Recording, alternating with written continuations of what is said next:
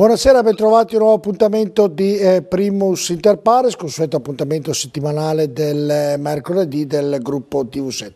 Questa sera affronteremo un tema davvero molto importante per i cittadini italiani, ma soprattutto in questo caso del Veneto, perché abbiamo ospite qui con noi l'assessore alla sanità della Regione Veneto, Luca Coletto. Buonasera. Buonasera a lei, buonasera ai telespettatori. Il secondo c'è il presidente della regione che decide per quanto riguarda la sanità, poi viene subito dopo l'assessore, quindi un incarico davvero molto importante. Sì, è un incarico importante, di estrema responsabilità, ma di altrettanta soddisfazione. Senta, come va? Va bene? Ma direi che è da 7 anni che il nostro presidente Zaia è presidente della regione del Veneto, è da 7 anni che non abbiamo applicato l'addizionale IRPEF per la sanità. Siamo riusciti a contenere i costi senza tagliare quelle che sono le prestazioni erogate ai nostri cittadini, quindi direi che è di estrema soddisfazione riuscire a soddisfare, ad essere al passo con quelle che sono le innovazioni e le evoluzioni della sanità. La sanità è come un tapis roulant, basta che uno si fermi e torna indietro. È vero. Noi continuiamo a correre sopra questo tapis roulant e corriamo per i nostri cittadini. Bene, allora senta, abbiamo un'ora e mezza di trasmissione, minuto più, minuto meno, e cerchiamo di affrontare questa trasmissione e cercando di capire e di far capire a tutti i nostri telespettatori cos'è veramente la sanità, da come vengono decisi i medici, quanto prendono, quanti sono i bilanci, quanti sono i soldi, quanti sono i tempi di attesa.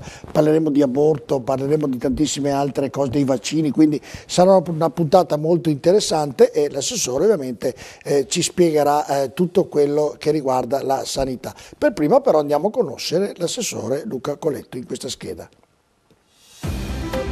Luca Coletto, veronese di nascita, è nato il 28 maggio del 1961, risiede a Valleggio sul Mincio, nella provincia scaligera, ha ottenuto la maturità tecnica, si è diplomato geometra, ha iniziato la sua attività politica nella Lega Nord nel 1995, a 34 anni. La sua carriera politica come amministratore comincia nel 2002, quando viene nominato responsabile enti locali del partito per la provincia di Verona.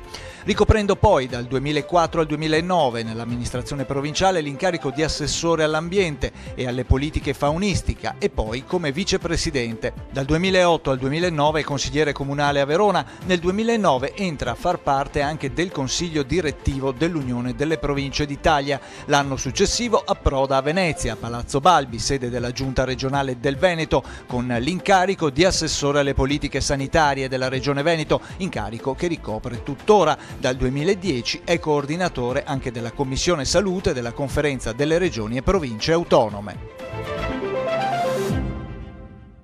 Di presentazione della storia della politica di Luca Coletto, ovviamente oggi seguire la sanità nel Veneto è sicuramente un tema importante perché riguarda la salute del cittadino e riguarda anche un'azienda ospedaliera dove credo abbia 60.000 dipendenti, dove ha un bilancio davvero il più costoso per quanto riguarda la Regione Veneta e quindi diventa tutto più difficile nel complesso da gestire. Qual è la difficoltà maggiore, assessore Luca Coletto, che trova nel gestire tutte queste cose per quanto riguarda la sanità? Ma la difficoltà maggiore è quella di riuscire ad erogare le cure nonostante i continui tagli che arrivano dal governo centrale per quanto riguarda il Fondo Sanitario Nazionale. Va sottolineato un aspetto che non è secondario. Il nostro sistema è un sistema su base universalistica, cioè senza distinzione di censo tutti i cittadini vengono curati alla stessa maniera. Quindi il primario che cura, che ne so, il superindustriale cura anche l'operaio che lavora in fabbrica. Questo per quanto mi riguarda è una grande conquista dal punto di vista etico e di civiltà che ci è stata data proprio dalla Costituzione. La difficoltà qual è? È riuscire a contemperare tutte le necessità a cui fa riferimento una sanità innovativa, una sanità in continua evoluzione, una sanità che ti richiede apparecchiature nuove di anno in anno, che ti richiede device nuovi per riuscire a curare sempre meglio i nostri pazienti, i nostri cittadini. Del resto va detto che noi abbiamo degli indicatori importanti che ci danno ragione. L'aspettativa del Veneto, per quanto riguarda l'aspettativa di vita, appunto, va dagli 80 anni per i maschi e 84 per le femmine. Questa è l'aspettativa di vita più alta a livello europeo. significa che piaccia o no la nostra sanità funziona, che piaccia o no il nostro sistema su base universalistica è un sistema che rende ed è quello che a livello europeo costa meno. Sono due indicatori importanti questi e l'auspicio è di riuscire a mantenerlo questo sistema su base universalistica, perché le direttive europee dicono tutt'altro. In Europa siamo in 3 paesi ad avere un sistema simile, il nostro è quello più, come dire, fra virgolette popolare che però dà maggiori risultati, dà i migliori risultati, proprio perché l'assistenza parte dal territorio, con i medici di medicina generale, con i pediatri in libera scelta, che funzionano da vaglio, da filtro, riescono a trattenere quelle che sono le cronicità, quindi broncopneumopatie, diabete, certo, e via, lo gestiscono a livello territoriale, addirittura abbiamo anche, e questo lo si sa, insomma, un'assistenza domiciliare molto avanzata che riesce a dare delle risposte anche ai nostri pazienti anziani, ai nostri pazienti fragili, che senza necessità di ricoveri riescono a essere gestiti meglio a casa piuttosto che in ospedale. Andiamo con ordine. Allora, la Regione Veneto, per esempio, stanzia 90 miliardi, non faccio confusione. Sono quasi 9 miliardi. 9 miliardi, sì, stavo dicendo 900 milioni, delle vecchie lire, facevo confusione. 9 miliardi stanzia per quanto riguarda la sanità. Ecco, la domanda che le faccio, la prima domanda, che è una domanda poi abbastanza semplice, è chi decide il budget della sanità in una regione? Cioè è la parte più costosa della regione, giusto? E chi decide il budget per la sanità? L'assessore, il presidente? Chi decide? Uno staff di tecnici? Chi decide? Allora, il nostro budget è un budget che arriva direttamente dal governo centrale. Mi scusi, già decide e dice 9 miliardi riguardano la sanità, oppure decide diamo un tot di miliardi alla Regione Veneto, poi la Regione Veneto che decide quanti darli per ogni assessorato più o meno, no? Non funziona così, è ancora più semplice ma più complesso da capire. Intanto va detto che il fondo sanitario regionale è un fondo blindato e può essere speso solo ed esclusivamente per curare i cittadini. Non può essere usato, fra virgolette, nemmeno per fare investimenti, quindi costruire ospedali piuttosto che comprare apparecchiature e quant'altro.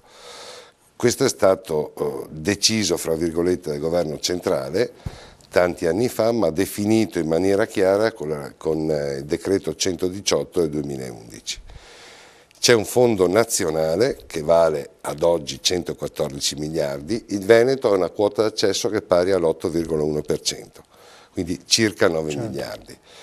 E questi 9 miliardi arrivano alla Regione del Veneto che deve gestirli per curare i propri pazienti, quindi per curare le cronicità piuttosto che la fase acuta con gli ospedali.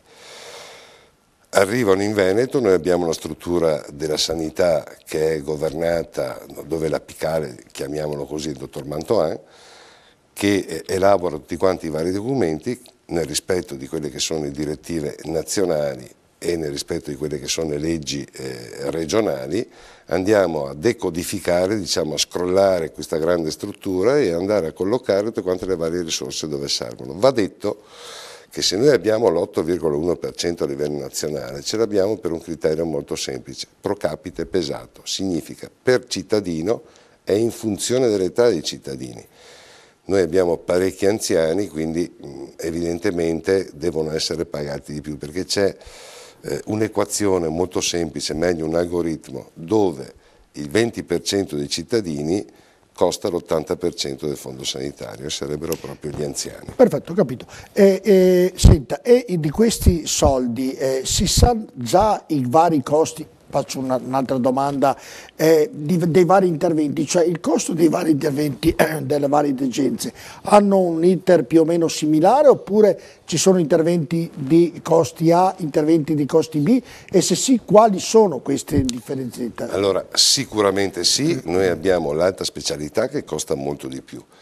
Abbiamo la specialità standard che può essere, che ne so, la chirurgia dell'appendicite, che ha dei costi normali. Mediamente il ricovero vale dalle 600 alle 800 euro. Evidentemente ci sono dei picchi molto più alti per quanto riguarda la cardiochirurgia, la neurochirurgia. Mi scusi, ricovero indipendentemente da un intervento? O, No, ricovero collegato all'intervento. Certo. Poi ci sono i ricoveri, quelli standard, che ne so, viene in mente la medicina generale, che costano molto meno rispetto alla neurochirurgia e alla cardiochirurgia. Evidentemente sono complessità diverse, alta intensità di cura piuttosto che la bassa intensità di cura. La bassa intensità di cura è quella senza come dire, sminuire nessuno di un reparto di medicina. L'alta intensità di cura è quella legata alla cardiochirurgia. Quindi la riduzione delle USL, che poi ne parleremo, e la riduzione dei posti letto vuol dire anche un risparmio di costi da parte dello Stato, nel semplificarlo, insomma, questo ragionamento. Diciamo che è un ragionamento molto semplificato questo, viene da molto lontano quella che è la razionalizzazione dei posti letto. Innanzitutto è legata all'allora decreto Balduzzi, che poi è diventato decreto ministeriale 70 del 2014, dove si vanno a stabilire quello che è la percentuale di posti letto per abitanti. A livello nazionale dovrebbe essere, dico dovrebbe perché non tutte le regioni hanno provveduto ad applicare il decreto, 3,7 per 1000, dove il 3 per 1000 sono posti letto per acuti, cioè ospedalieri. Lo 0,7 dovrebbe essere collegato a quella che è la riabilitazione, cioè il post intervento per acuti. Noi l'abbiamo attivato, l'abbiamo ricompreso già nel piano sociosanitario 2012 e attivato con le schede del 2013. Per cui noi siamo perfettamente allineati con quella che è la programmazione nazionale. Questo anticipare come dire, le direttive, le leggi nazionali ci ha permesso anche di ristrutturare il sistema sanitario, che è un sistema sanitario, quello veneto, all'avanguardia, nel rispetto delle direttive, ma soprattutto con una struttura chiara che come dire, è complementare. Abbiamo l'ospedale hub, visto che siamo a Padova, facciamo l'esempio dell'azienda ospedaliera di Padova, dove sono le alte specialità, dove è un'azienda universitaria, dove si fa didattica, ricerca e cura. E poi abbiamo gli ospedali, facendo proprio la traduzione letterale, raggio, no? Hub e Spoke, mi viene in mente, che ne so, il Sant'Antonio, piuttosto che Cittadella, piuttosto che Campo San Piero, dove ci sono le specialità di base e dove i cittadini che non hanno necessità di cure particolari, altamente specializzate, come ripeto, neurochirurgia, piuttosto che cardiochirurgia, piuttosto che chirurgia toracica, trovano tranquillamente delle risposte. Senta Assessore, i primari, ho molte domande da fare e sono domande che di una semplicità inaudita, perché poi sono domande che te le fanno la gente per strada che chiede. I primari da chi vengono scelti? Tanti dicono i primari vengono scelti dalla politica e si domanda, la gente si chiede come mai la politica sceglie i primari quando non conosce a fondo se il primario è uno bravo o meno bravo. Il detto ormai è storico, è sempre stato detto questo. Come funziona invece in verità? Guardi, la politica con l'amministrazione Zaia non ha mai scelto primari. Però si dice questo, si dice questo e neanche prima. Si fanno dei concorsi, tutta l'amministrazione pubblica prevede dei concorsi, fanno dei concorsi che vengono gestiti a livello territoriale, quindi a livello di USL, piuttosto che azienda ospedaliera.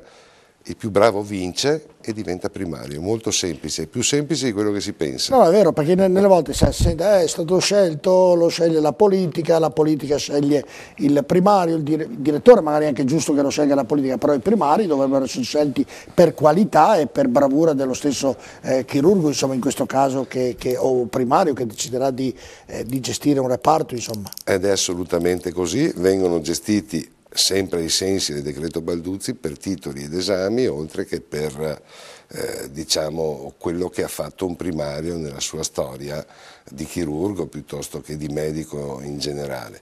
C'è una commissione che a valle di quello che sono gli esami sostenuti, dei titoli, delle pubblicazioni che ha avuto questo chirurgo, quindi per meritocrazia viene scelto e viene nominato. Tutto questo viene controllato poi da chi? Cioè, anche qui ci sono i chirurghi, ci sono le varie USL, il controllo viene dato dal direttore dell'azienda ospedaliera, che poi anche qui è una piramide che arriva poi all'assessore Coletto e al direttore e al presidente della regione. Come funziona il meccanismo di controllo? Ma guardi, del controllo indico, mi scusi, lo sperpero, i soldi spesi male, gestiti male, chi ha sforato il budget e tant'altro, insomma.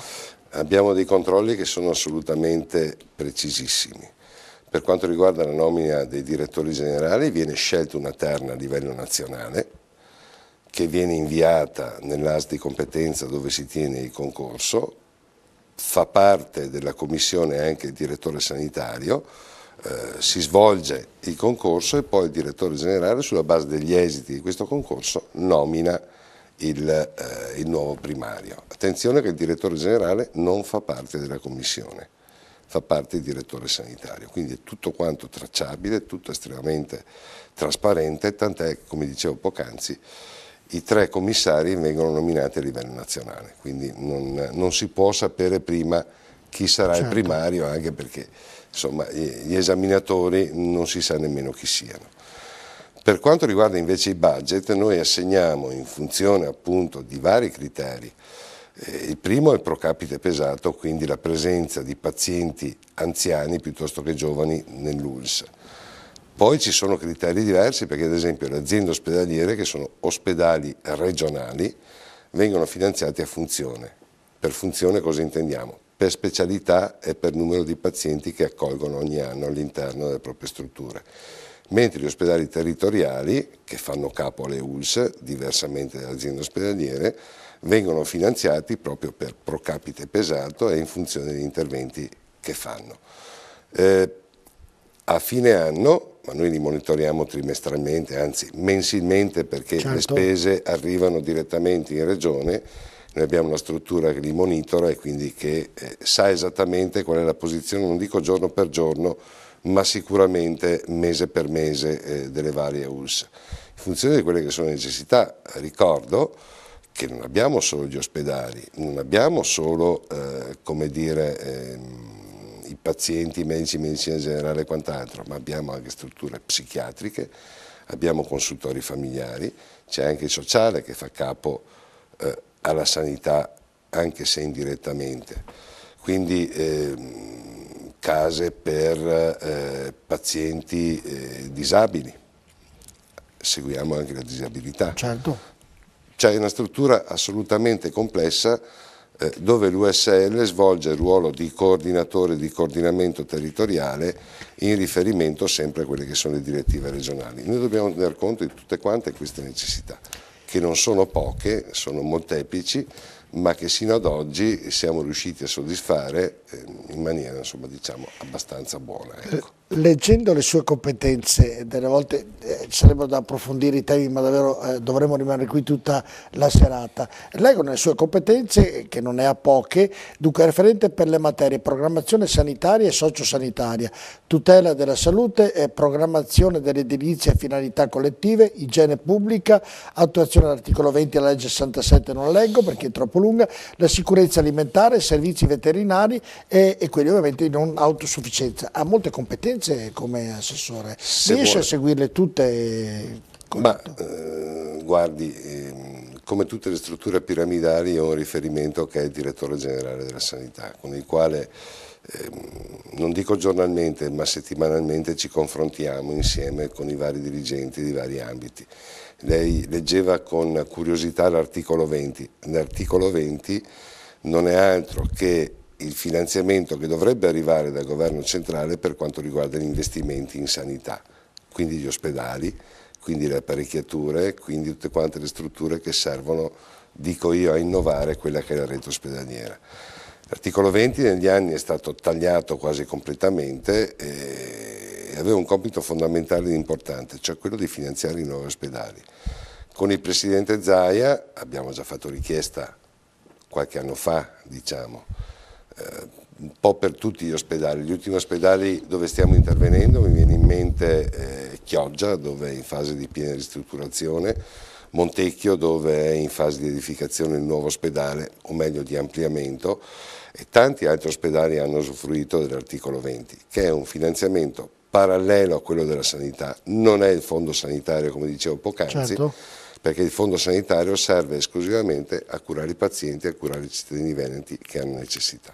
Quando c'è bisogno, visto che parlavamo dell'articolo 20, quando c'è bisogno di investimenti per macchinari nuovi, l'ospedale ne richiede ovviamente al direttore generale, il direttore farà richiesta alla regione e tant'altro. E chi dà l'assenso se non entrano nel budget dei 9 miliardi annuali? Cioè uno vuole un apparecchio, una TAC moderna, una macchina moderna. La regione può eventualmente chiedere allo Stato o mettere di tasca propria dei soldi per investire in questi macchinari? Certo, noi possiamo farlo, abbiamo una commissione che è istituita proprio per soddisfare queste necessità, una commissione tecnica, si chiama CRITE, e serve a valutare quelle che sono le richieste che arrivano dal territorio, quindi dalle ULSS, dagli ospedali, dai vari direttori generali, che in funzione di quelle che sono le valutazioni mirate proprio per ospedale, perché evidentemente anche i vari livelli ospedalieri hanno bisogno di diverse complessità, e in funzione di quello la commissione tecnica valuta e poi la giunta delibera quelli che sono gli acquisti che vengono fatti. Sono stati unificati, una domanda che non c'entra il Veneto perché si comporta bene, sono stati unificati i costi, semplifico, della siringa in tutta Italia, o in Sicilia costa 10 volte di più? Questa è una bella domanda perché il Veneto ha istituito la centrale unica degli acquisti già nel 2011. Tante altre regioni non ce l'hanno ancora la centrale unica degli acquisti e secondo me, anzi a giudizio di tutti direi, è stata una grande conquista perché soprattutto per quanto riguarda gli acquisti di apparecchiature complesse che costano milioni e che vengono pagate dalle tasche dei cittadini, perché sono sempre i contribuenti veneti che pagano quelli che sono gli investimenti che vengono fatti in sanità, ci ha fatto risparmiare parecchi milioni. Questi milioni risparmiati noi possiamo usarli proprio per fare altri investimenti, per migliorare quelle che sono le cure che vengono erogate ai pazienti veneti, ma anche per fare attrazione rispetto alle altre regioni, cioè pazienti che da altre regioni vengono in Veneto proprio per la qualità delle cure che vengono erogate. Noi abbiamo una mobilità attiva da altre regioni che vale circa 100 milioni. Evidentemente se c'è questa mobilità attiva vuol dire che le cure che vengono erogate in Veneto sono cure apprezzate, sono cure di livello, sono cure che sono all'altezza di quella che è una sanità innovativa e di prestigio. Su questo sono d'accordo, avendolo provata direttamente. Senta, una delle cose che si chiede alla gente, se io vado, sono i tempi di attesa, semplifico. Per determinate patologie addirittura ci vuole un anno, addirittura credo sia una cosa gravissima questa, però se uno va e paga le ha subito. La domanda mia, quando troveremo una situazione che sia in modo corretto e semplificato per tutelare il paziente o il malato? Cioè non è giusto, Assessore, che uno attenda 6 mesi, 7 mesi anche per un esame urgente, invece se uno ha i soldi, oppure siamo come i paesi all'estero dove si paga tutto per quanto riguarda la sanità. Qui in Italia non è così, si può trovare una soluzione per ridurre i tempi di attesa? Si può e si deve, noi l'abbiamo già fatto nel collegato alla finanziaria di quest'anno, abbiamo approvato una norma dove i tempi di attesa sono stati dimezzati, il programmabile, la famosa P nella prescrizione medica che valeva 180 giorni, per determinate patologie in Veneto vale 90 giorni. Peraltro abbiamo fatto anche un'operazione di trasparenza per quanto riguarda le sale operatorie, le operazioni, le liste d'attesa per quanto riguarda le operazioni e sono visibili su internet. Quindi con l'operazione di trasparenza, con questa norma noi abbiamo cercato in tutte le maniere di accorciare quelli che sono i tempi d'attesa. Non è semplice perché i continui tagli al governo centrale rendono difficile. Ma è sempre stato una anche prima dei tagli, quando non c'erano i tagli, uno andava ai tempi di attesa lunghi, andava, pagava, andava subito. Purtroppo sì, perché la norma prevede che ci sia l'intramenia. L'intramenia cos'è?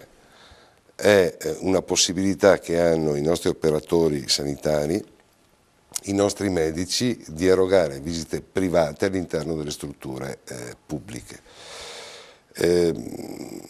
Viene da distante, viene dalla 502 dell'allora ministro Bindi, che dà la possibilità di fare questa attività all'interno delle strutture pubbliche. Peraltro va anche detto che la struttura pubblica prende una certa percentuale di questa somma che viene introitata dal professionista. È chiaro che noi abbiamo l'obbligo di monitorarla questa libera professione all'interno delle strutture e non deve mai superare il 50%. Siamo sempre stati attenti, lo saremo maggiormente in questo momento di difficoltà. Va anche detto e va sottolineato che noi abbiamo un limite per quanto riguarda l'assunzione di medici, un limite che è dettato dal DM 95, cioè dalla spending review, governo Monti. Noi per quanto riguarda il personale possiamo spendere quello che spendevamo. Cambiano i governi, però c'è sempre quelli che risparmiano sono ancora i vecchi, insomma, certo, diciamo così. Il problema è sempre quello, possiamo spendere quanto spendevamo nel 2004 meno l'1,4%. Per fortuna la Regione Veneto è in equilibrio di bilancio e quindi si può permettere il turnover e si può permettere di spendere circa 20 milioni in più rispetto a quel riferimento, proprio perché siamo in equilibrio, proprio perché soddisfiamo la griglia LEA, cioè le prestazioni che vengono erogate ai cittadini ci sono tutte e questo lo certifica il MEF insieme al Ministero della Sanità, quindi è un lavoro estremamente complesso, riusciamo a spendere qualcosa in più sul personale per erogare più servizi, per soddisfare le liste d'attesa. Abbiamo aperto anche di notte, si ricorda, certo, proprio per le apparecchiature pesanti, quindi TAC, risonanze, ecografie e quant'altro, proprio per agevolare anche i pazienti che durante la giornata lavorativa non si possono distaccare perché sono artigiani, piccoli imprenditori e quant'altro e venivano agevolati con le aperture serali. Questo anche per snellire le liste d'attesa. Quindi non è un'amministrazione la nostra che si ferma, che è statica. No, ma guarda, i risultati, Assessore Coletto, si vedono, è indiscutibili. È ovvio che uno si chiede e cerca di guardare il lato che non funziona ancora, o perlomeno per l'opinione pubblica non funziona bene, allora le domande che io le farò sono in funzione di questo. Poi la medicina, la sanità nel Veneto sicuramente è una delle cose che funzionano, santo Dio, speriamo che migliori sempre di più. Un'altra domanda invece cattiva gliela faccio, è il pronto soccorso è la stessa cosa, uno va al pronto soccorso e deve attendere delle volte anche di ore, delle volte perché, e si può migliorare queste attese di ore? Guardi, si può sicuramente migliorare, non sono certo io quello che dice di essere più bravo, però va detta una cosa, e parto da una polemica di 1 anno e mezzo fa circa, quella famosa dei ticket. No? Certo. Che si diceva che la Regione Veneto ha i ticket più alti, ha ticket aggiuntivi, ha ticket regionali e quant'altro. È di estrema attualità la questione, tant'è che il ministro Lorenzin, proprio qualche settimana fa, ha detto tiriamo via i ticket e partiamo da quelli della specialistica, da quelli regionali. Bene, il Veneto ticket regionali non ne ha, il Veneto applica solo ed esclusivamente quelli che sono i ticket nazionali, quindi imposti dal governo, e in particolare si può parlare di ticket solo per quanto riguarda il pronto soccorso, i famosi codici bianchi, certo, che pagano 25 euro per l'accesso e poi pagano tutte quante le visite specialistiche che sono prescritte dal medico del pronto soccorso. E questo per una ragione di rispetto proprio delle liste d'attesa. Perché?